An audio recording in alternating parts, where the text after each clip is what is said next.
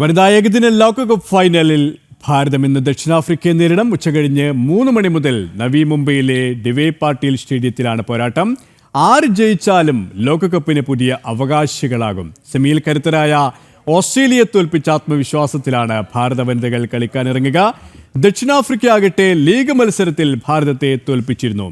വിശദാംശങ്ങളുമായി news editor VS Krishnaraj ചേരുകയാണ്. കൃഷ്ണരാജ്, ഭാരതം ജയിക്കും, അത് തന്നെയാണ് എല്ലാവരുടെയും പ്രാർത്ഥന. പക്ഷേ മത്സരം അത്രത്തോളം കടുക്കും അല്ലേ?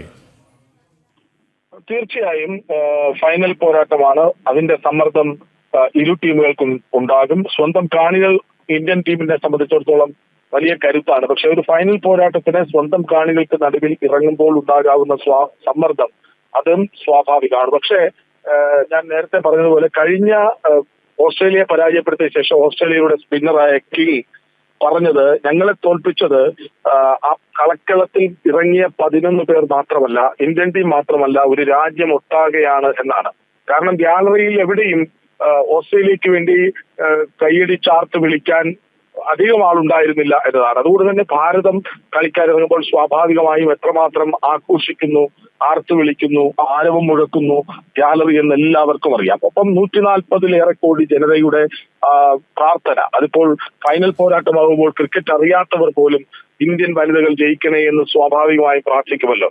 അങ്ങനെ കരുത്തുറ്റ ഒരു ടീമുമായി തന്നെയാണ് ഇറങ്ങുന്നത്. മറ്റൊന്ന്, സെമി ഫൈനൽ പോരാട്ടമായപ്പോഴാണ് ഇന്ത്യൻ ടീം കൃത്യമായ ഒരു കരുത്തുള്ള ഒരു 11 പേരുടെ സംഘമായി മാറിയത് എന്ന് കൂടി പറയണം. കാരണം പ്രതികാ റാവൽ സെഞ്ചുറി അടിച്ച തൊട്ടടുത്ത മത്സരത്തിൽ പരിക്കുപറ്റി പുറത്തിരിക്കേണ്ടി വരുന്നു. സ്വാഭാവികമായി പകരമൊരാൾ വരുന്നത് ഷഫാലി വർമ്മയാണ്. ഷഫാലി വർമ്മയാകട്ടെ 2020 സ്പെഷ്യലിസ്റ്റ് ആണ്.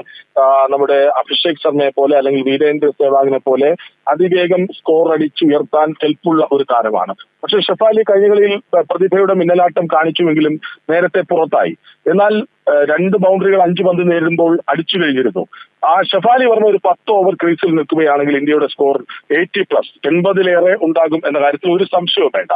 അങ്ങനെ സ്മൃതി മന്ദാന എന്ന ലോക ക്രിക്കറ്റിലെ തന്നെ ഏറ്റവും മികച്ച ബാറ്റർ, ഒപ്പം മധ്യനിരയിൽ റിച്ച ഘോഷ്, ഹർമൻപ്രീത്, BP ശർമ്മ തുടങ്ങിയ കൂറ്റൻ അടിക്കാരുടെ നിര, ജമീമ റോഡ്രിഗസ് എന്ന ശാന്തമായി സൗന്ദര്യത്തോടെ കളിക്കുന്ന താരം, അങ്ങനെ വലിയൊരു ബാറ്റിംഗ് നിര ഇന്ത്യക്കുണ്ട് എന്ന കാര്യത്തിൽ ഒരു സംശയവും വേണ്ട. പക്ഷെ ബൗളിംഗിലേക്ക് വന്നാൽ ചെറിയ പ്രശ്നങ്ങളുണ്ട്. ഇന്ന് ബൗളിംഗ് നിരയിൽ ഒരു മാറ്റത്തിന് സാധ്യതയുണ്ട്. രാധ യാദവിന് പകരം സ്നേഹ റാണ കളിക്കാനുള്ള സാധ്യത കാണുന്നുണ്ട്. അതിന് കാരണം ദക്ഷിണാഫ്രിക്കൻ നിരയിൽ ഒറ്റ ഇടങ്കയ്യൻ താരം പോലും കളിക്കാനില്ല എന്നതാണ്.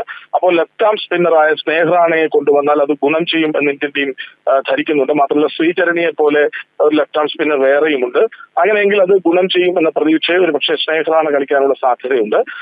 8ാമതിറങ്ങുന്ന അമൻജോത് കൗർ ഓപ്പണറായി പോലും കളിക്കാൻ കെൽപ്പുള്ള ഒരു ക്ലാസി പ്ലെയർ ആണ്. കഴിഞ്ഞ ഓസ്ട്രേലിയക്കെതിരായ മത്സരത്തിൽ ബൗണ്ടറി സ്ക്വയർ കട്ട് ചെയ്ത് ബൗണ്ടറി അടിച്ച് ഇന്ത്യൻ ടീമിനെ വിജയത്തിലെത്തിച്ചത് അമൻജോത് കൗറാണ്. അപ്പോൾ നല്ലൊരു ടീമാണ്. ദക്ഷിണാഫ്രിക്കയെ മോശക്കാരല്ല.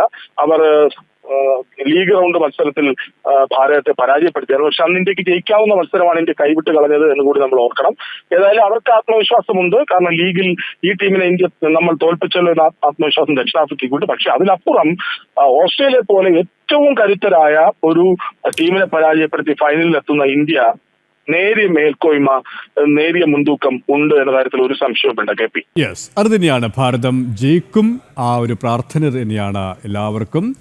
ന്യൂസ് എഡിറ്റർ VS കൃഷ്ണരാജാണ് വിവരങ്ങൾ നൽകിയത്.